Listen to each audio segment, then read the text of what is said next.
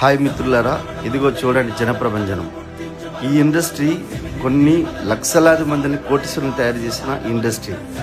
ఆ ఇండస్ట్రీని మనకు భారత ప్రభుత్వం 1996లోనే మనకు పరిచయం చేసింది. కానీ మనకు తెలియాల్సిన విషయం వల్ల ఏంటంటే, మనకు పేద మధ్యతరగతి ఈరోజు కోటీశ్వరులుగా చేసిన ఒకే ఒక ఇండస్ట్రీ, లక్షలాది మంది ఈరోజు మల్టా మిలియనర్స్గా తయారు చేసిన ఒకే ఒక ఇండస్ట్రీ డైరెక్షన్ ఇండస్ట్రీ.